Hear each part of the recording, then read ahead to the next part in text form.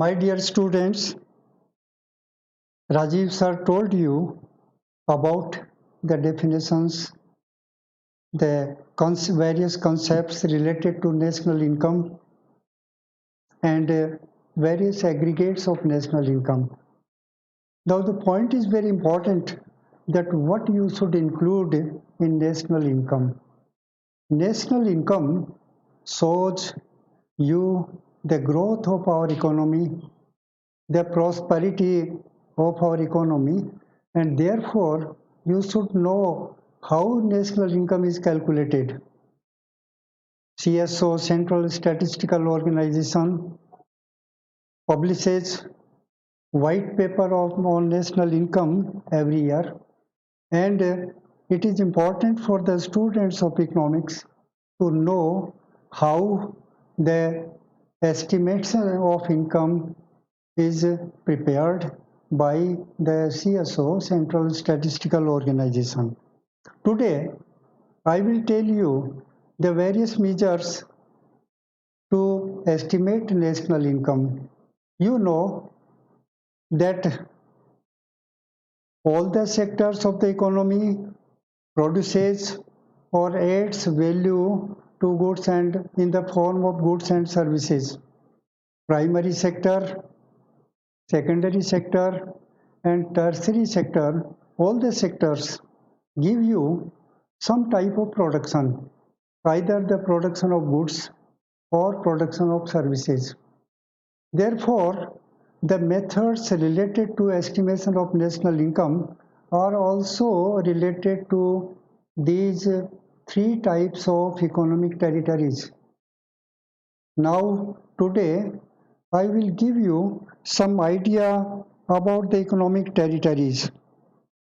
While estimating national income, we include only the value of goods and services generated, produced in the country. And therefore, it is important that the territory, the economic territory, the production of goods and services we include in our national income should be studied at first. So, domestic or economic territory, you know, domestic or economic territory, domestic territory is used, domestic territory is used in national accounting has a special meaning, has a special meaning and is much bigger than the political frontiers of a country. According to United Nations, economic economic territory is the geographical territory administered by government within which persons, goods, and capital circulate freely. Now, I will cite certain examples about domestic territory. Domestic territory includes political frontiers, includes embassies, consulates,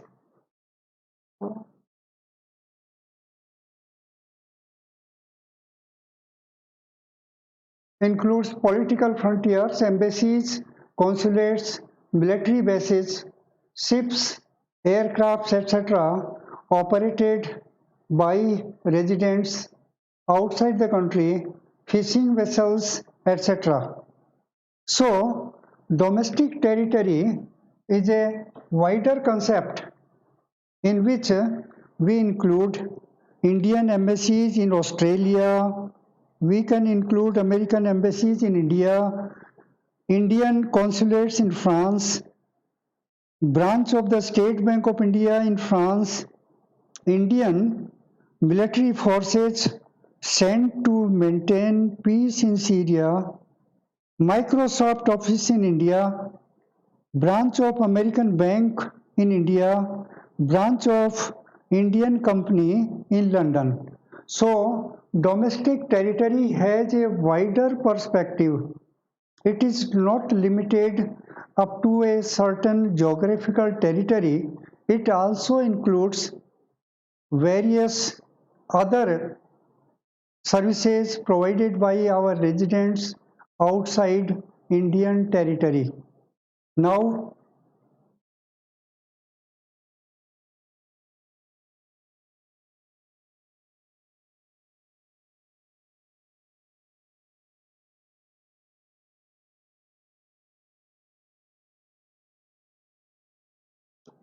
there are three approaches.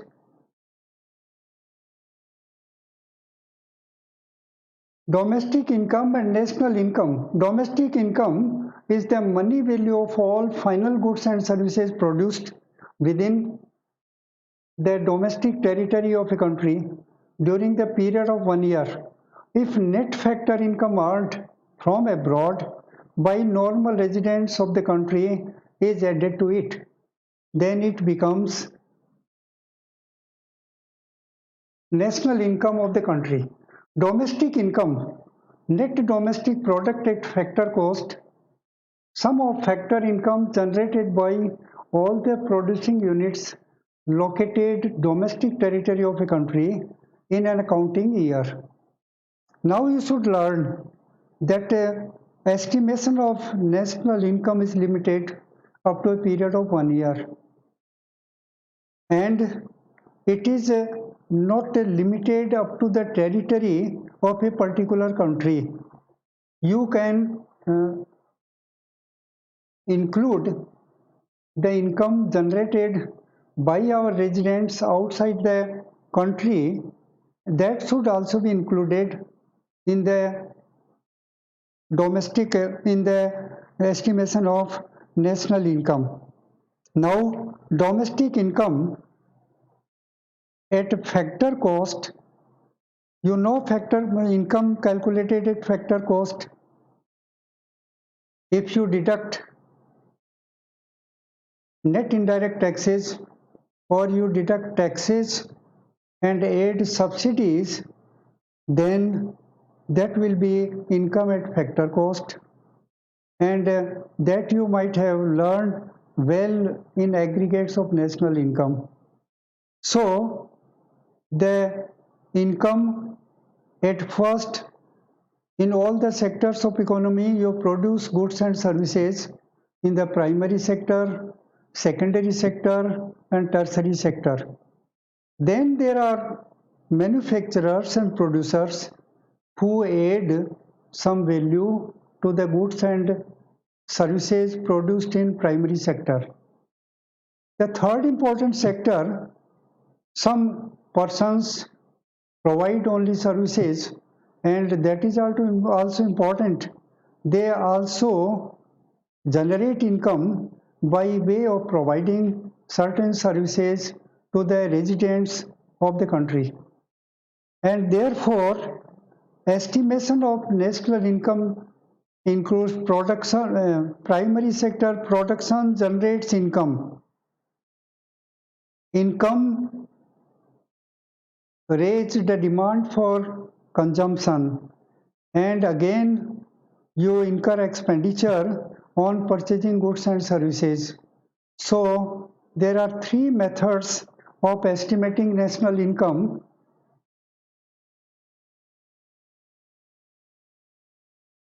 Value added approach method, the second income approach method, and third expenditure approach.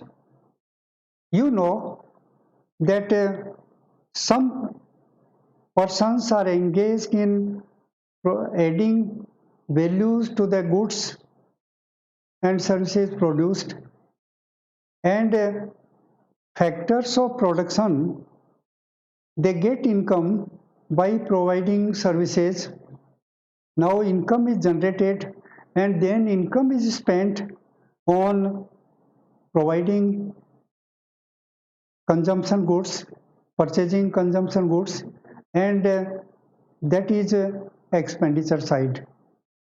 तो आप ये देखते हो कि पहले production होगा, production में factors of production काम में लिए जाएंगे, सब फैक्टर्स ऑफ प्रोडक्शन को रेमुनरेशन मिलेगा, वो उनकी इनकम होगी, और फिर अपने कंज्यूमेबल्स, अपने यूज की वस्तुएं और सेवाएं खरीदने के लिए उसको खर्च करेंगे.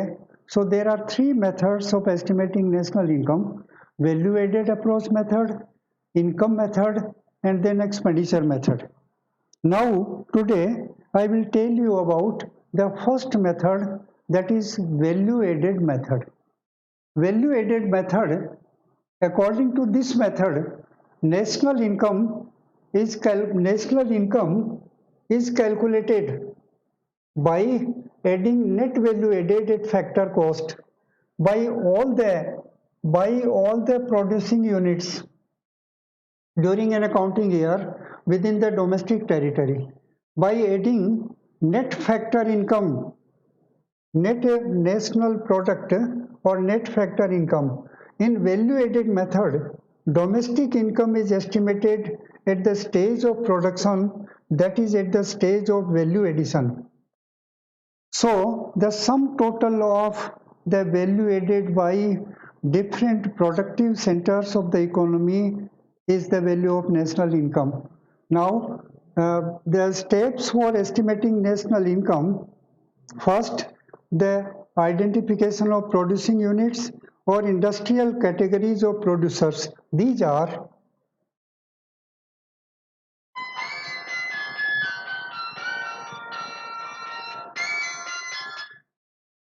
dom-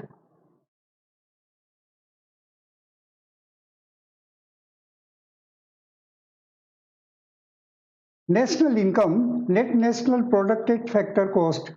Production is the outcome of combined efforts of 4 inputs, also called factors of production: land, labor, capital, and entrepreneur.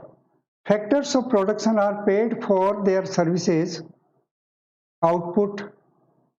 Therefore, accordingly, national income can be defined in 3 different ways: flow of goods and services produced, that is product method, that is value added method; flow of income distributed among the factors of production, that is income method; flow of expenditure deposition, expenditure method; national income, domestic income plus net factor income from abroad.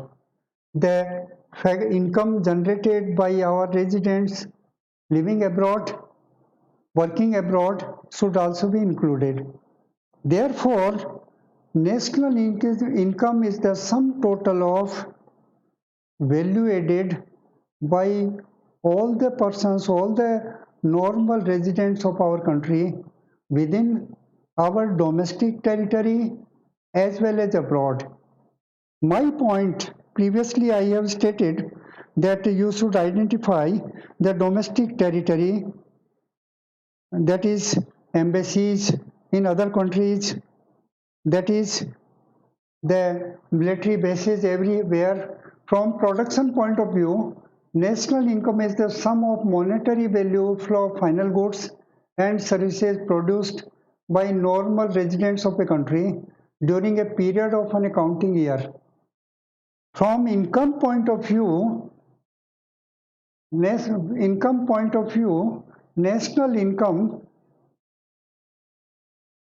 Central Statistical Organization has defined national income is the sum of factor incomes earned by normal residents of a country in the form of rent, wages, interest, and profit in an accounting year. From expenditure disposition of national income point of view, Simon Kuznets defines national product is the net output of commodities and services flowing during the year from the country's productive system in the hands of ultimate consumers or into the net addition to the country's capital goods. Therefore, while calculating national income, you should include all the value addition by all the producers. Now, while computing national income, estimating national income, you should keep certain precautions.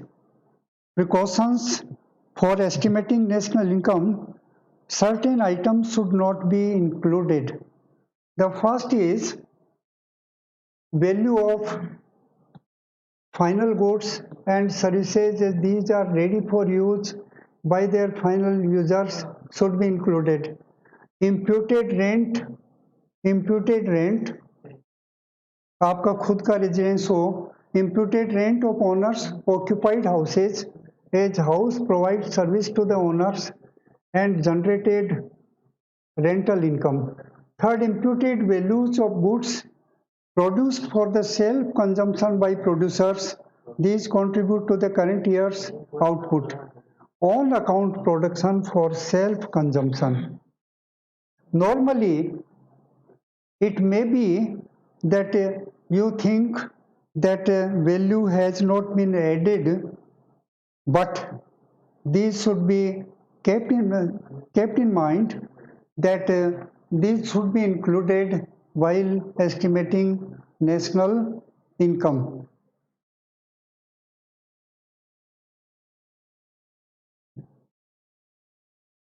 Following items should be included: imputed value of fixed assets produced for self-consumption by enterprises, government households, and these are to current year's output. On account production of investment, imputed value of free services produced by general government or non-profit institutions serving households as these contribute to current year's output.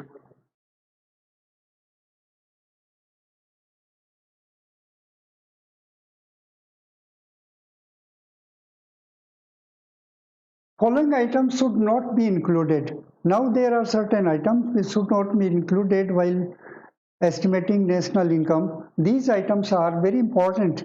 These items are: following items should not be included: sale and purchase of second-hand goods and services. Second-hand goods, year's value. You know that these goods have been already included in the previous year's national income, and therefore while estimating current year's national income, you should not include the second-hand goods, sale and purchase of second-hand goods. Second, sale and purchase of shares and bonds. These are the these are the documents, and these should not be included while estimating national income. Third, production by illegal activities like smuggling, theft, etc. All illegal activities are excluded from estimating national income. Value of intermediate goods and services, as their value has already been included in the final goods. So, to avoid double counting, you should not include the value of intermediate goods, that is raw material, etc. These should not be included. And services produced by self-consumption, that is for self-use, by services provided by your mother, by your father, by your family members, these should not be included while estimating national income.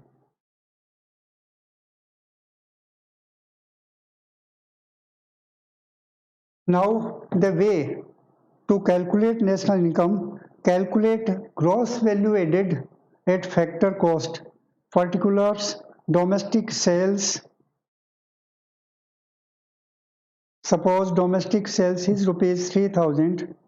Change in stock, then depreciation, intermediate consumption 2000s, exports, indirect taxes, net factor income.